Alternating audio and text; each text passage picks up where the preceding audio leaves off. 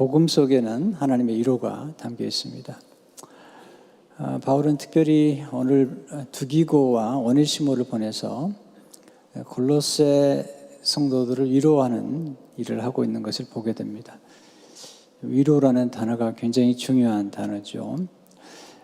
7절 8절에 보시면 두기고가 내 사정을 다 너에게 알려주리니 그는 사랑받는 형제요 신실한 일꾼이요 주 안에서 함께 종이 된 자니라. 내가 그를 특별히 너에게 보내는 것은 너희로 우리 사정을 알게 하고 너희의 마음을 위로하게 하려 함이라. 두기고를 보내면서 특별히 너에게 보낸다. 특별한 목적을 가지고 보내는데 나의 사정을 알게 함으로 너희 마음을 위로하게 하려 함이라. 이렇게 말씀하고 있습니다. 바울은 성도들에게 위로가 필요한 것을 알고 있죠. 또 바울에게도 위로가 필요했어요. 우리 모두에게 위로가 필요해요. 인생은 어려워요. 그리고 쉽지 않습니다. 만만치 않아요. 살아볼수록. 그렇기 때문에 우리에게 서로 위로가 필요하죠. 아이들에게도 위로가 많이 필요해요. 아이들이 굉장히 힘들어요. 학교 가는 것도 힘들어하고요. 또 공부하는 것도 힘들고요. 사는 게 만만치 않거든요. 그래서 아이들에게 자꾸 위로하고 격려할 필요가 있어요. 요즘 청소년들에게도 많이 위로가 필요해요. 지금 OECD 국가 가운데 우리나라가 자살률이 1등에 1등, 심각한 문제에 있기 때문에 자꾸 위로가 필요하죠. 특별히 아픈 분들에게 많은 위로가 필요해요. 또 나이가 들어가면 많이 외로워져요. 몸도 아프고 또 힘이 들고 그래서 위로가 더 많이 필요해요. 생각지 않은 일들이 많이 벌어지기 때문에 위로가 필요해요. 그래서 우리 모두에게 위로가 필요하죠. 인생이 힘들죠. 일도 힘든데 사실은 일이 힘든 것도 있지만 능력이 부족해서 힘든 거예요. 능력이 많이 부러워지면 그렇게 일이 힘들지 않을 수도 있어요. 또 인생이 어렵지만 위로를 받을 수 있다면 그 위로 때문에 이겨낼 수 있는 힘이 생기는 거거든요. 그래서 오늘은 위로가 어디로 오는 것일지, 또 어떻게 우리가 위로를 받고 또 어떻게 사람들을 위로할 수 있는지 그런 메시지를 좀 드리고 싶어요. 실제로 하나님은 예수님을 우리 위로자로 보내신 것입니다. 예수님이 땅에 오신 가장 중요한 이유는 우리를 위로하기 위해서 오신 것이죠. 위로라는 단어를 찾아보니까 따뜻한 말이나 행동으로 괴로움을 덜어주거나 슬픔을 달래주는 것이 위로예요. 괴로움을 덜어주고 슬픔을 달래주는 것. 그런데 위로라는 단어를 쓰는 중에 한자를 좀 찾아보니까 위로할 위와 일할 로가 합해진 단어가 위로인데요. 위로할 위라는 한자 아래변이 마음심자예요. 우리 마음의 위로를 하는 거고요. 또 일할 로라는 이 단어 한자를 보면은 참 놀라워요. 이 로라는 단어에 그 한문을 보시면 위에가 불화가 2개가 있어요. 불화. 그러니까 그 아래가 힘력이 있어요. 힘력. 위로라는 그런 거죠. 우리가 살아가는데 힘이 드는데 우리 안에 불을 붙여주고 우리에게 힘을 실어주는 것이 위로라는 단어죠. 저는 근원을 늘 살피는데요. 우리의 위로의 근원은 예수 그리스도시죠. 구약에서 예수님의 위로하심을 보여준 성경이 이사야 40장 1절이죠. 너희 하나님이 이르시되 너희는 위로하라. 내 백성을 위로하라. 하나님이 우리에게 원하시는 가장 중요한 일 중 하나는 위로하라는 거죠. 예수님은 위로자로 오셨죠. 그리고 우리에게 말씀하시죠. 비판하지 말라. 비난하지 말라. 위로하라는 거예요. 어떻게 위로하죠? 이게 복음 속에 위로가 담겨 있는데 그 위로의 복음이 이사야 40장 2절에 나오죠. 너희는 예루살렘의 마음에 닿도록 말하며 그것에게 외치라. 그 노역의 때가 끝났고 그 죄악이 사함을 받았느니라. 그의 모든 죄로 말미암아 여호와의 손에서 벌을 변화받았느니라 할지니라 하시니라. 여기 노역의 때가 끝났다는 말은 그 죄값을 다 치르고 형기를 마치고 이제 감옥을 나오게 되었다. 그런 뜻이에요. 놀라운 메시지죠. 놀라운 위로죠. 모든 죄가 사함받았다. 예수님이 오시면서 사실 우리 모든 죄가 용서를 받게 되었고요. 그리고 우리가 옥에 갇힌 자처럼 살았던 우리들에게 자유함이 찾아온 것을 보게 됩니다. 바로 이 소식이 아름다운 소식이라는 거예요. 이 복음이라는 거죠. 그래서 이사야 40장 9절에 보면 아름다운 소식을 시온에 전하는 자여 높은 산에 오르라. 아름다운 소식을 예루살렘에 전하는 자여 너는 힘써 소리를 높이라. 두려워하지 말고 소리를 높여 유다 성읍들에게 이르기를 너희의 하나님을 보라. 하나님을 바라보라. 이게 위로예요. 우리 자신을 바라보고 환경을 바라보면 우리 힘들어요. 하나님을 바라보면 우리가 놀라운 힘을 얻게 되는데 아름다운 소식은 외쳐야 돼요. 여러분 좋은 것을 알고 있으면서 자기만 알고 있으면 안 되잖아요. 아름다운 소식, 복된 소식을 외치라는 겁니다. 이 복음이 오면 우리에게 위로를 주는데 거기서 끝나지 않아요. 위로와 함께 반드시 하나님께서 상을 주시겠다는 거예요. 보상을 해주겠다는 거예요. 그러니까 진정한 위로는 우리의 슬픔을 달래줄 뿐 아니라 우리가 수고한 일에 대해서 하나님이 상을 주시는 거죠. 이사야 40장 10절에 보면 보라 주 여호와께서 장차 강한 자로 임하실 것이요 친히 그의 팔로 다스릴 것이라. 보라 상급이 그에게 있고 보응이 그의 앞에 있으며 상급을 주신다는 거죠. 보응이. 참 억울한 일을 당했어요. 그러면 그 억울한 일을 당한 일에 대해서 하나님이 보상을 해준다는 것입니다.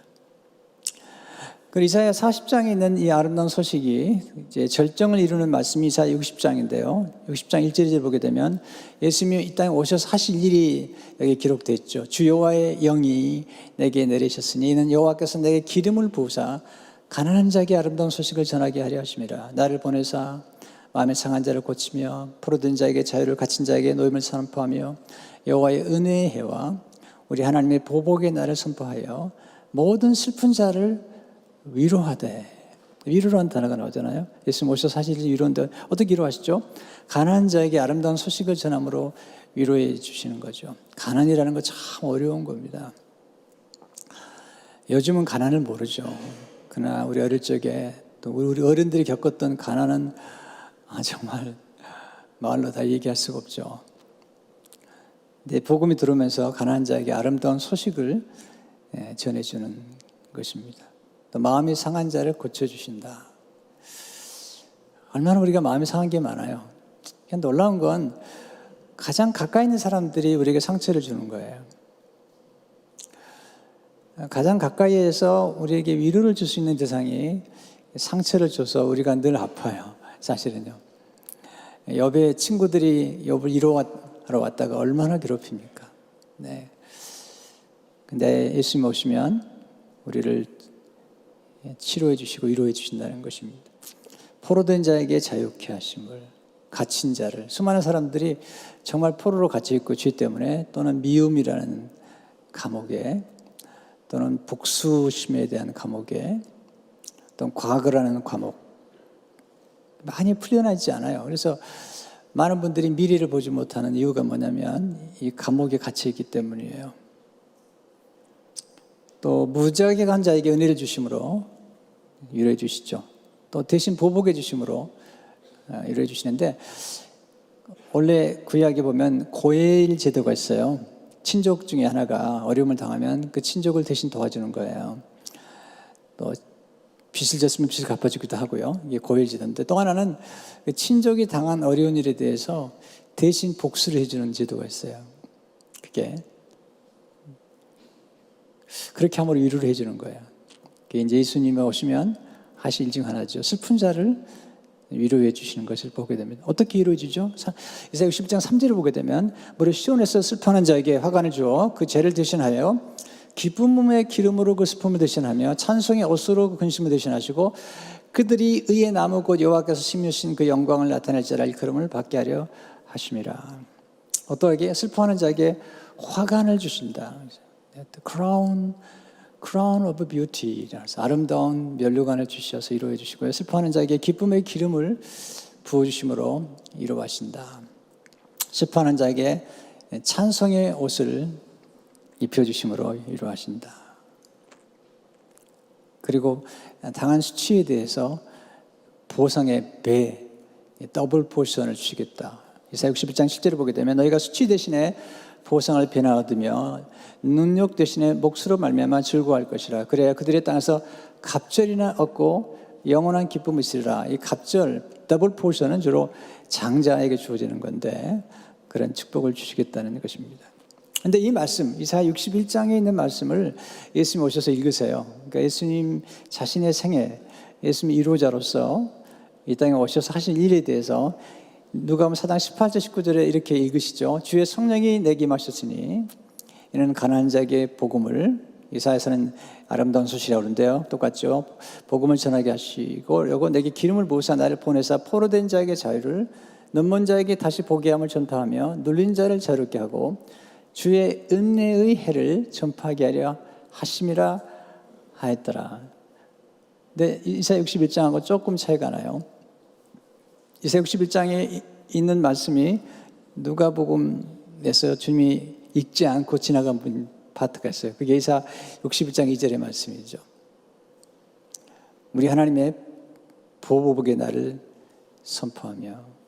왜 이걸 읽지 않으셨을까요? 예수님이 대신 보복을 받으셨기 때문에, 십자가에서.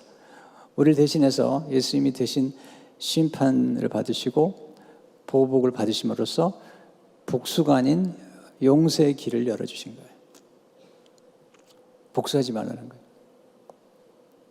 하나님 앞에 우리가 은혜를 받았다는 것은 그런 경험들이죠. 지금 우리는 대강절이라고 그러죠. 예수님의 성탄을 기다리는 대강절 기간이에요. 기다리는 기간인데 누가 보게 되면 기다리는 사람들을 만나게 되죠.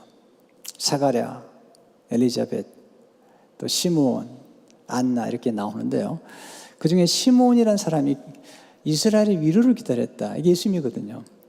요거 2장 25절을 보게 되면 예루살렘에 시몬이라는 사람이 있으니 이 사람은 의롭고 경건하며 이스라엘의 위로를 메시아를 지금 누가는 뭐라고 기록하고 있냐면 이스라엘의 위로를 기다린 자라 성령이 그 위에 계시더라. 그러니까 이사야 41장에 나와 있는 내 백성을 위로하라 하는 그 위로자로 오실 예수님을 향해서 이스라엘의 위로가 기다렸다. 근데 놀라운 사실 시몬이 예수님을, 어린 예수님을 품에 안고 찬양과 노래를 부르는데 그 내용이 참 놀라워요. 누가복음 2장 28절에서 32절을 보게 되면 시몬이 아기를 안고 하나님 찬송하이르되 주제여 이제는 말씀하신 대로 종을 평안히 놓아주시도다. 내 눈이 주의 구원을 보았사오니. 이게 이제 예수님을 본 거죠. 이는 만민 앞에 예비하신 것이요 이방을 비추는 빛이요 주의 백성 이스라엘의 영광이다. 여기서 주목할 말씀은 뭐냐면 이스라엘의 위로로 오신 예수님이 이스라엘만을 위한 분이 아니라 만민을 위해서, 이방인들을 위해서 이방인들까지 구원하는 만유의 주로 오셨다는 사실이죠. 놀라운 위로의 메시지죠. 첫째로 위로의 복음을 받은 사람이 위로의 사역을 하게 됩니다. 우리가 살아가면서 우리가 받은 것만큼 우리가 줄 수 있는 것 같아요. 위로를 받아보면 위로를 줄 수가 있고요. 도움을 받아본 사람이 남도 도울 수가 있어요.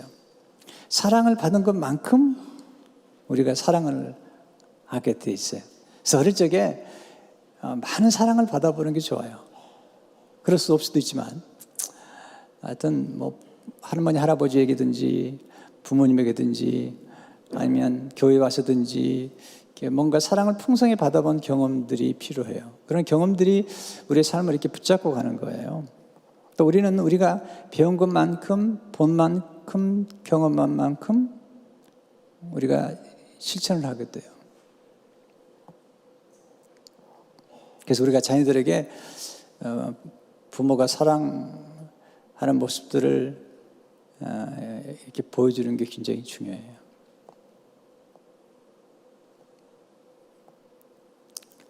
오늘 본문에 보게 되면 두 인물이 나오는데 두기고와 오네시모죠. 두기고는 아시아 사람이에요. 그 이방 사람인데 예수님을 만나고 사도 바울을 통해서 예수님을 만나고 그리고 하나님의 위로를 경험했어요. 원래 이방인들은 하나님의 백성에게 속하지 못했던 사람들이죠. 계칙을 받았던 사람들이에요. 그래서 유대인 남자들은 아침에 태어나면 내가 저 이방인으로 태어나지 않은 걸 감사합니다. 이렇게 그런 기도를 했던 사람들인데 여기 두기고는 아시아 사람, 지금으로 말하면 터키 사람이에요. 사도행 20장 4절을 보게 되면 아시아까지 함께 가는 자는 베레아 사람 브로의 아들 소바도와 데살로니가 사람 아리스다고와 세군도와 더베 사람 가이오와 및 디모데와 아시아 사람 두기고와 드로비모라. 근데 이 이방인이 복음을 받고 예수님을 만나게 된 거죠. 하나님의 자녀가 된 거죠. 그리고 사도 바울에게 엄청난 사랑을 받게 됐죠. 실제로 보면 두기고가 내 사정을 다 너에게 알려주니 그는 사랑받는 형제요. 표현이 참 놀랍죠. Dear brother, 신실한 일꾼이다. 주 안에서 함께 종이 된 자니라. 이방인인데 이제 바울과 함께 주 안에서 동역자가 되었다. 그리고 8절에 보시면 내가 그를 특별히 너에게 보내는 것은 여기 보면 특별한 목적에 대해서 The express purpose라고 말해요. The express purpose. 특별한 목적을 위해서 보내는데 그건 너희로 하여금 우리 사정을 알게 하고 너희 마음을 위로하게 너희 마음을 격려하기 위한 것이다. 이 두기고는 바울에게 아주 신뢰를 받던 사람이에요. 그래서 나중에 에베소 교회에 보낸 편지도 두기고가 보내죠. 에베소 6장 21절 22절을 보게 되면 나의 사정 곧 내가 무엇을 하는지 너에게도 알리려 하노니 사랑을 받은 형제여 주 안에서 진실한 일꾼인 두기고가 모든 일을 너에게 알게 하리라.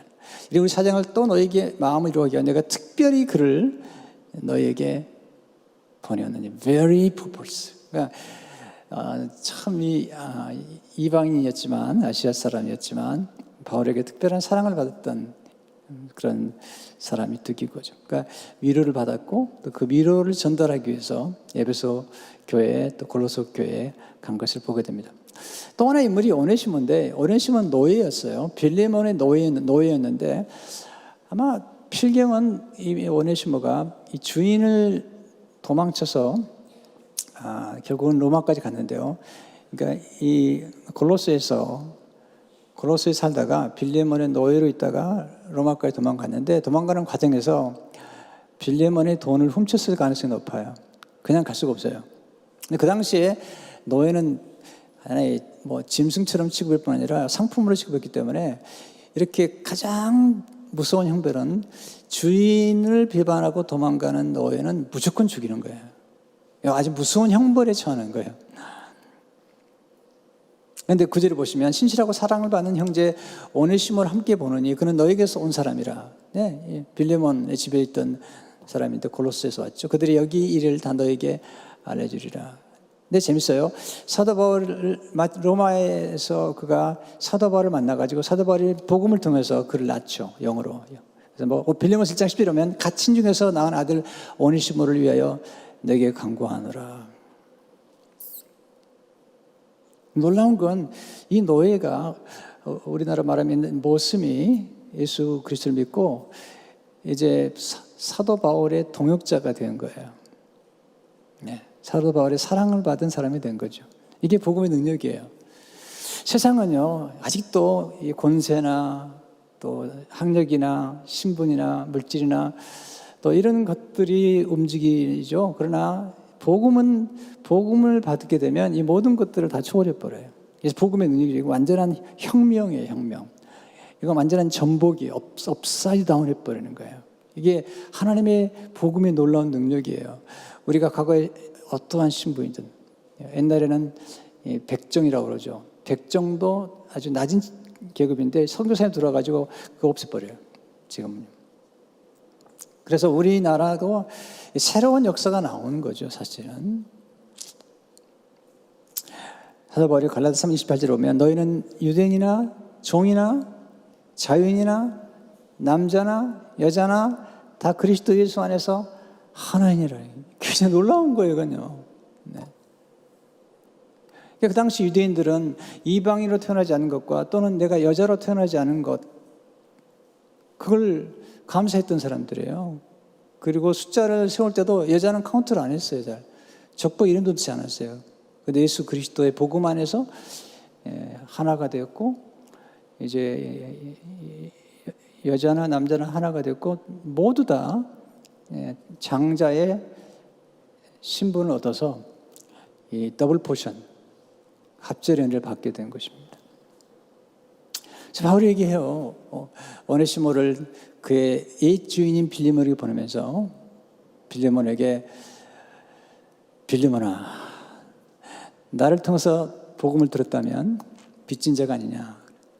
여기 빚진 자를 보냈는데 오네시모를 나를 받은 것처럼 받아주고, 그리고 혹시 빚진 게 있다면 내가 대신 갚겠다. 그렇게 얘기하면서 굉장히 놀라운 얘기를 해요. 바울이 빌레몬에게. 오네시모는 원래 주인에게 빌레몬서 1장 11절을 보게 되면, 그가 전에는 내게 무익하시나 이제는 나와 내게 유익함으로. 이게 복음의 능력이죠. 복음은 무가치한 사람을 가치 있게 만들어버려요. 전에는 무익했지만 지금은 너에게뿐만 아니라 내게도 유익하다. 이게 소망이죠. 이 복음의 능력은 뭐냐면 우리를 위로하는 정도에서 끝나는 게 아니에요. 우리가 소망을 주는 거죠.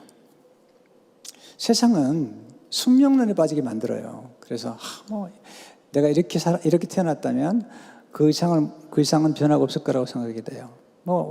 우리 때만 해도 똑같은 생각할 수도 있겠죠. 그러나 달라요. 하나님의 나라는 그걸 다 초월해 버려요. 뿐만 아니라 예수 그리스도 안에 있는 모든 사람은 열린 존재예요. 무한한 가능성과 잠재력을 가진, 그리고 얼마든지 하나님의 은혜와 축복 아래에서 살아갈 수 있는 그런 사람들로 하나님 만드신 것이죠. 여기에 복음이 놀라운 축복이 있는데, 그것은 복음은 우리 위로할 뿐만 아니라 우리에게 소망을 주는 거죠. 우리 데살로니가후서 2장 16절에 보면 우리 주 예수 그리스도와 우리를 사랑하시고 영원한 위로와 좋은 소망을 은혜로 주신 하나님 우리 아버지께, 그러니까 위로와 주는 것에서 끝난 게 아니죠. 우리가 소망을 주는 것입니다. 그래서 오네시모 같은 사람이, 원래 노예했던 사람이 사도 바울의 동역자가 되었고, 그리고 그의 이름이 성경에 기록된, 하나님의 말씀이 기록되고 영광스러운 인물이 된 거죠. 이게 이제 복음 안에서 이루어지는 반전이에요. 이게 혁명이에요. 저는 예수 믿고 너무너무 좋아요. 절망이라는 것은 희망이 꺾인 거지만 절망보다 더 나쁜 게 있어요. 무망이에요, 무망. 소망이 없는 것. 그런데 예수 믿는 사람들에게는 무한한 소망이 주어진 거죠. 세 번째, 그리스도는 우리의 위로의 원천이라는 것입니다. 참 우리가 위로받고 싶어도 위로를 정말 해줄 사람이 별로 없어요. 사실은요. 왜냐하면 주로 우리가 위로를 받으려면 가까이 있는 사람 찾아가는데, 가까이 있는 사람들이 오히려 상처를 주거든요. 또 위로를 받으러 갔다가 혹대로 갔다가, 아니에요, 혹대로 갔다가 혹 붙이고 온다고 그러나요? 욥이 그렇잖아요. 욥이 얼마나 위로가 필요했어요. 근데 친구들이 와가지고 조언하고 충고하고 또 나중에 비난까지 하죠. 여러분, 가장 하나님을 닮은 모습은 위로자가 되는 거예요. 비판은 예수님 하지 말라고 그랬어요. 왜냐면 비판하면 교만해지는 거예요. 여러분이 비판하고 성령 충만한 경험을 한 적 있습니까? 여러분, 그건 어려운 거예요. 비판하면서 성령 충만할 수는 없어요. 남을 위로하고 격려할 때는 성령 충만을 경험할 수 있을지 모르지만, 비판하고 판단하고 정죄하면서 우리가 성령 충만할 수 없어요. 그럴 수는 없어요. 예수님이 비판받지 말라고, 비판하지 말라고 말씀하셨잖아요. 내가 비판한 그 비판으로 내가 비판을 받을 거라는 거예요. 왜 이번에 특세를 감사를 하냐면 이 감사가 좋은 거거든요. 시편을 보니까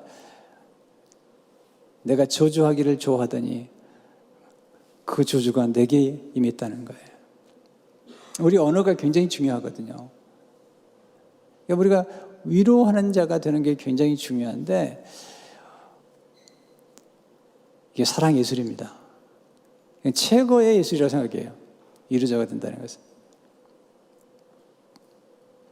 결국은 그래서 우리가 사람들에게 위로를 받을 수도 있지만, 뒤에 가서 말씀드릴게요. 사람들의 위로를 받을 수 있지만 우리를 정말 위로하실 분이 한 분 계신데 예수님이시죠.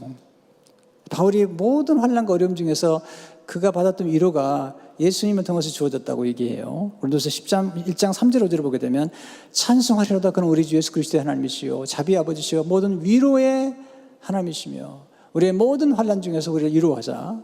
우리로 하여금 하나님께 받는 위로로서 모든 환난 중에 있는 자들을 능히 위로하게 하시는 이시로다.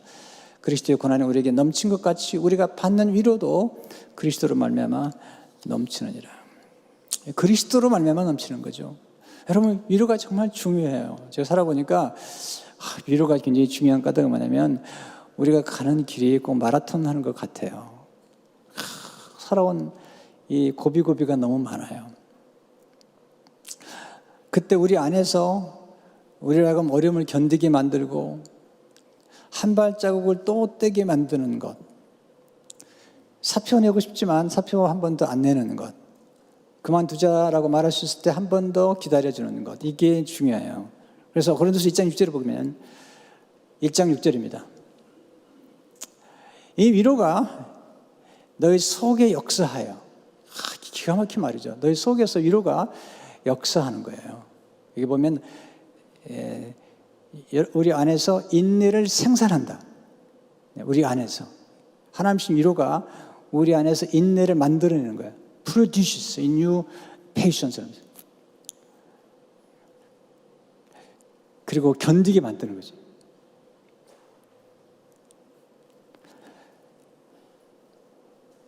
고난을 내도 견디게 한다. 여러분 인생 살아가면서 고난과 어려움이 얼마나 많아요. 여러분. 이제 저도 좀 나이가 들었기 때문에 이런 얘기 해도 될 것 같아요. 제가 인생을 좀 살아보면서 젊은 때는요 똑똑하고 뭐 머리가 좋고 IQ가 높고 이런 사람들이 제일 부럽더라고요. 근데 세월을 지나고 보니까 그런 사람들이 인생을 위대하게 사는 게 아니에요. 살아보니까 대단하지 않아요.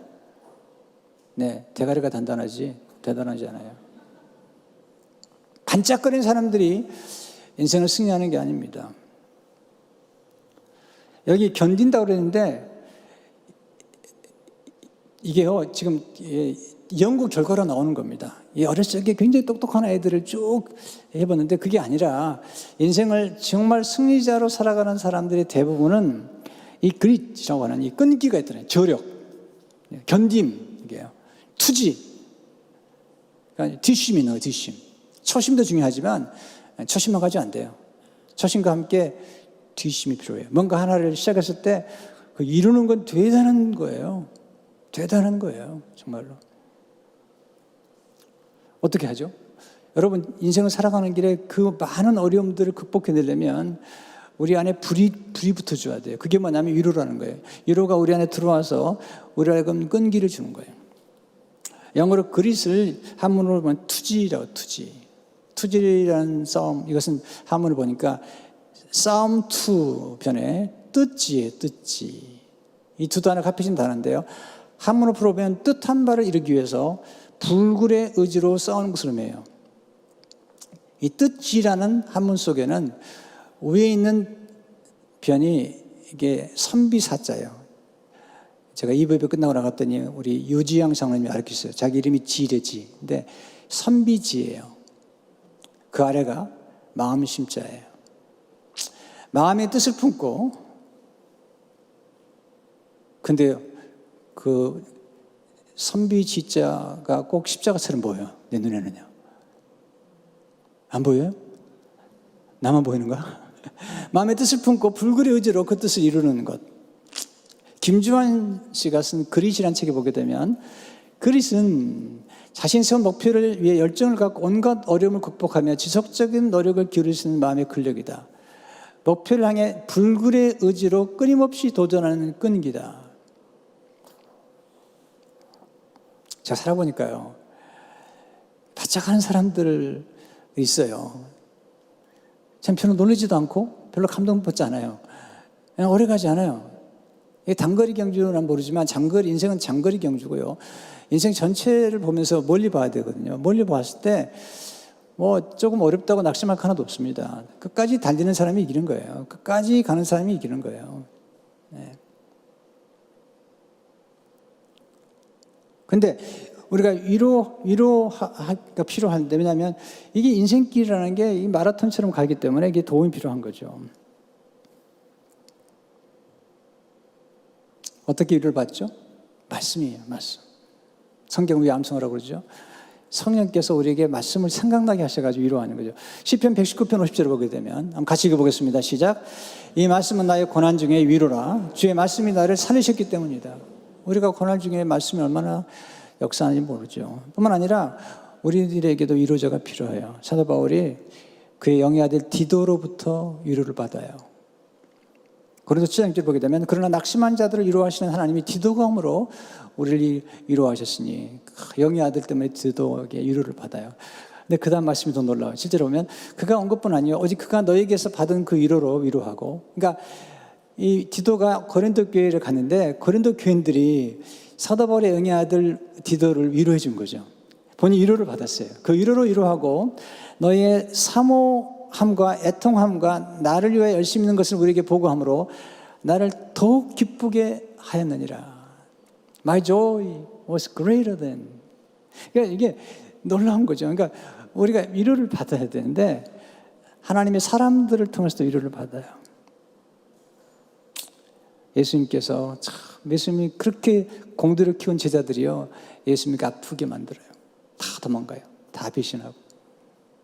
근데 옥합을 깨트린 여인이 십자가 지기 전에 찾아오잖아요. 그래서 값비싼 옥합을 깨트려서 예수님의 몸에 부어드리죠. 제자들이 비난해요. 충고해요. 네. 그 비싼 거 그거 팔아가지고 가난한 자들에게 줘야 되지. 그때 예수님께서 이 옥합을 깨트린 여인을 위로하세요. 누가복음 보면요, 이 옥합을 깨트린 에 대해서는 죄인이었던, 그 당시 누가복음에 나온 죄인은 창기였던, 예수 만나서 변화가 된 여인 중 하나예요. 네. 그런데 예수님을 알아본 거죠. 예수님이 외로울 때 알아보는 거죠. 이게 사랑이에요. 사랑하면 알아볼 수 있잖아요. 얼마나 힘들고 외로운지요. 제자들은 쉽게 변화하는 거예요. 쉽게 충고하는 거죠. 그때 예수님께서 여인을 위로해 주세요. 칭찬해 주세요. 마감 14장 6절에 8절을 보게 되면 에스겔에서 가만두어라. 너희가 어찌하여 그를 괴롭게 하느냐. 그가 내게 좋은 일을 하느니라. A beautiful thing to me. Beautiful thing to me. 이게요, 참 표현이, 이게 좋은 일을 하였다는 말, 영어에 보면 아름다운 일을 하였느니라. 그런 힘을 다해 내 몸에 향유를 부어 내 장례를 이미 준비하느니라. 십자가 돌아가실 걸 준비해 준 거죠. 큰 위로를 받으세요. 그리고 칭찬해 주는데 최고의 칭찬해 주시는 거예요. 마감 14장 9절을 보면 내가 진실로 너희에게 이르노니 온 천하에 어디든지 복음이 전파되는 곳은 이 여자가 행한 일도 말하여 그를 기억하리라 하시니라. 주님은 위로해 주셔, 인정해 주고 칭찬해 준 거예요. 여러분, 지혜로운 위로자는 힘들 때 함께 해주는 사람이에요. 지혜로운 위로자는 위로가 필요할 때 충고를 삼갈 줄 아는 사람이에요.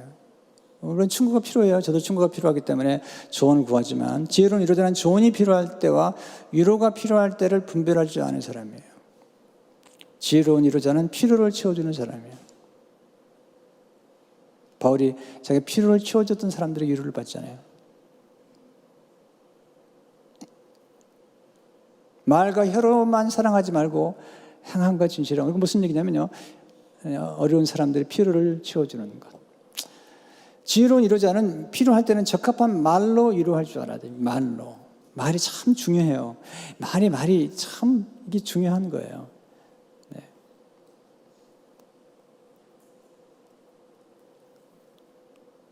저 집 하면은 이게 좋은 말 하는 연구소를 하나 차릴까 그런 생각이 들더라고요. 왜냐하면 말이 얼마나 중요한지 몰라요. 루시란 여인이 남편을 잃고 젊은 날에 과부가 됐어요. 그래서 시어머니 따라왔잖아요. 시어머니 공개하느라고 이사갈 집으로 나갔는데 보아스를 만난 거죠. 보아스가 멋있는 남자예요. 정말 멋있는 남자예요. 그런 남자 만나기 힘들어요. 근데 룻을 보고 얘기해 주죠. 룻에게 효심, 시어머니를 돌봐주는 것, 그리고 하나님의 날개 아래로 찾아오는 것, 효심과 신심을 칭찬해 줘요. 룻기 2장 11절 12절 보면 보아스가 대답하여 이르되 내 남편이 죽음으로 내가 시어머니에게 행한 모든 것과 내 부모와 고국을 떠나 전에 알지 못했던 백성들의 온 일이 내게 분명히 알려졌느니라. 여호와께서 내가 행한 일에 보답하시기를 원하며, 이 보상이죠. 이스라엘의 하나님 여호와께서 그의 날개 아래의 보호를 받으러 온 내게 온전한 상 주시기를 원하노라 한지라. 이거 대단한 칭찬이에요. 네.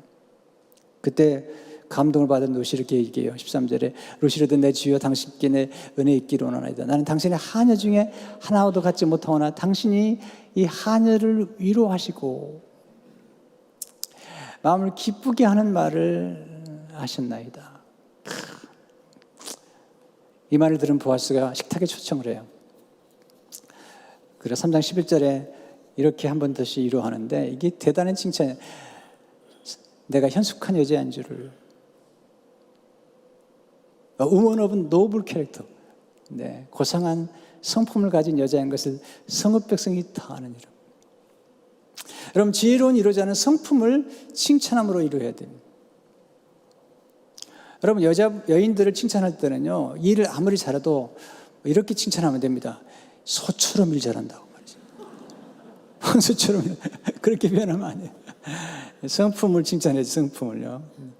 그래서 두기고에 대한 바울의 칭찬이 대단해요. 바울이 쓴 골로새서를 가지고 가면서 두기고가 자기에게 대한, 바울이 자기를 표현한 말을 들었을 때 얼마나 위로를 받았겠어요. 실제로 그는 사랑받는 형제요 신실한 일꾼이요. 여러분, 가장 중요한 칭찬뿐만 아니라 가장 중요한 성품이 신실함이에요. 신실함. 여러분, 신실함이 끈기, 저력을 갖게 하는 거예요. 구절에 보면 오네시모에게 신실하고 사랑을 받는 형제 오네시모예요. 만약 여러분들이 누구에게 칭찬을 받을 때 신실하다는 칭찬을 받았다면 이건 최고의 칭찬이에요. 왜냐하면 신실함이 탁월함을 만들기 때문이에요. 예수님께서 달란트에 비해서 결산하잖아요. 달란트를 나눠준 다음에 결산하신다고, 반드시 결산하시는데 뭐라고 칭찬하시냐면 달란트를 남긴 사람들에게 착하고 충성된 종아, 착하고 충성된 종아, 이거 신실하다는 거예요. 내가 작은 일에 충성하였으며 내 주인의 즐거움을 참. 여러분, 제가 분명히 말씀드리지만 여러분, 쉽게 돈을 얻으려고 하지 마세요. 쉽게 번 돈은 반드시 쉽게 없어집니다. 여러분, 눈물겹게 한 걸음 한 걸음 나아가면서 그리고 성공을 이루어내야 됩니다. 요셉도 보세요. 13년 동안 하루하루를 쌓아가는 겁니다. 복권 사지 마세요. 난 여러분이 복권 당첨될까 봐 걱정이 돼.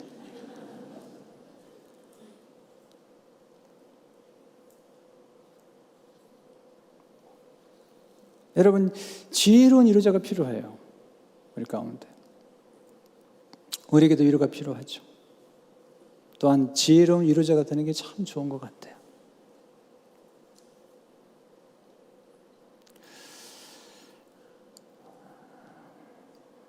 성령님, 우리 위로자가 되시죠. 초대교회 부흥과 성장의 비밀, 그냥 생존을 넘어서 부흥한 교회의 비밀이 있어요. 첫째는 평안이에요.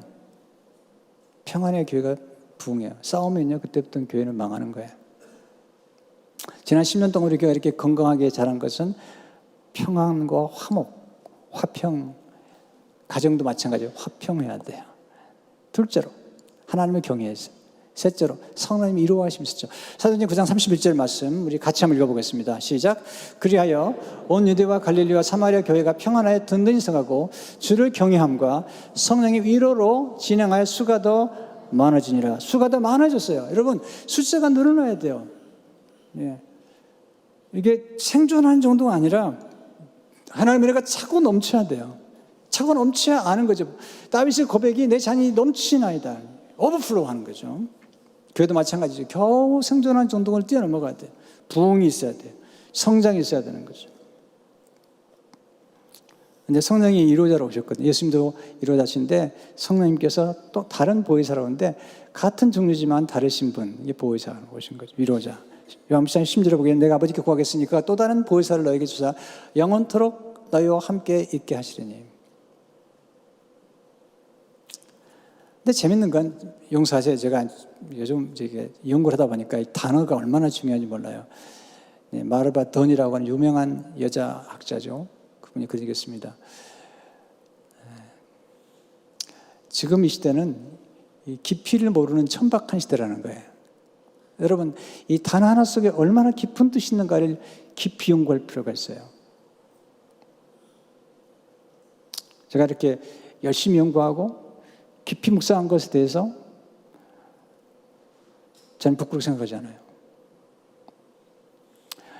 위로라는 헬라어는 파라칼레오예요. 그 다음 거 띄워주세요. 네. 오늘 위로라는 단어만 쓰죠. 파라란 말은 곁에예요. 바로 곁에서 칼레오. 부르다, 위로하다, 일으키다는 단어가 합성어인데 파라칼레오 두 단어가 성령님이라는 헬라어와 비슷해요. 근데 놀라운 사실은 성령님이라는 이 헬라어가 파라클레토스예요. 파라클레토스. 따라서 해보세요. 파라클레토스. 이 단어의 뿌리가 위로라는 파라칼레오에서 나왔는데요. 가까이에서 위로해 주시고, 그러니까 파라라는 단어와 클레토스라는 단어가 붙어 있는데요. 함께 되는데 파라는 곁에요. 가장 곁에서 위로해 주시고, 우리를 불러주시고, 도와주시고, 상담해 주시고, 변호해 주시고, 가까이서 중보해 주시는 분, 독귀에서 보냄을 받으신 분. 그래서 영어로 보면 위로자, 돕는 분, 중보자, 위로자, 카운셀러, 상담자라고 나와 있죠. 근데 위로자라는 이 단어를 찾는 중에 이 파라클레토스 역할을 했던 로마 군인대에 속해 있던 사람들이 있었어요. 그 당시에 로마 군인들이 대단히 강력한 군인들이지만 군인들이란 게 낙심하기도 하고 사이가 떨어질 때가 있는데 바로 그 군대에 파송된 사람 가운데 파라클레토스라는 그룹이 있었던 거예요. 그래서 병사들이 낙심됐으면 용기를 주고 노래를 불러주고 그리고 과거에 승리했던 것을 가르쳐주고 로마 군대가 가장 강성하다고 말해주고 그리고 적군이 얼마나 허접한지를 말해주는 사람들이 파라클레토스예요. 그 당시 예수님처럼 성령처럼. 제가 얼마 전에 페이스메이커라고 하는 영화를 본 적이 있는데요. 마라토너가 이렇게 42.145를 달리죠. 이렇게 달릴 때 이 페이스메이커가 곁에서 30km 정도를 같이 뛰어줍니다. 계속 응원하죠. 페이스를 잡아주면서 계속 힘을 주는 거예요. 그리고 30km쯤 되면 딱 빠져나옵니다. 나머지까지 완주하는 것이죠. 성경은 우리가 이 단거리 경주가 아니라 장거리 경주로 가는 거예요. 장거리. 그래서 멀리 갈 때 옆에서 같이 용기를 심어주는 분이 필요한데 그분이 성령님이시고 예수님이시고 여러분과 제가 그런 위로자가 되기를 원하는 것입니다. 성도 여러분, 힘들 때마다 하나님을 바라보셔야 돼요. 제가 이렇게 기록해 봤어요. 위로는 우리 자신을 바라보는 것이 아니라 위로자 되시는 하나님을 바라볼 때에 임한다. 우리가 환경이나 우리 자신을 바라보면 낙심되죠. 한나 스미스라는 유명한 분이죠. 영성가인데요. 위로는 우리가 누구인가를 아는 데서 오는 것이 아니라 하나님이 누구신가를 아는 데서 온다. 우리가 누구인가? 우리는 죄인이 원래 연약한 자들이죠. 그러나 하나님 아래 사는 자녀가 됐죠. 그러나 하나님 우리를 위로하시고 우리 곁에서 격려해 주시고 또 우리들에게 필요할 때마다 가장 좋은 격려자들을 보내주시는 가장 좋은 격려자를 보내주시고 위로자를 보내주시는 그 하나님. 제가 여기까지 온 거 보면요. 하나님이 저를 위로하시고 말씀 위로하시고 성도 여러분들이 자꾸 응원해 주셔서 여기까지 오고 있어요. 네. 우리는 같이 기도해야 돼요. 사는 게 쉽지 않아요. 만만치 않아요. 네, 너무너무 어려워요. 근데 위로가 있으면 끝까지 달려갈 수가 있어요. 성도 여러분, 하나님 위로를 받으시고 또 정말 지혜로운 위로자가 되어서 우리 인생을 끝까지 완주하는 우리 모두가 되시길 축원합니다. 하나님 감사합니다. 오늘 주신 말씀을 가슴에 새겨 위로자가 되게 하시고, 우리가 위로할 때 가장 하나님을 닮는다는 사실을 알고 격려하고 위로하는 우리 모두가 되게 하시며, 인생의 어려운 여정에 하나님의 위로가 우리에게 가득 차게 하시며, 그리고 소망을 갖고 영원한 기쁨 안에서 살아가도록 도와주옵소서. 예수님 이름으로 기도합니다.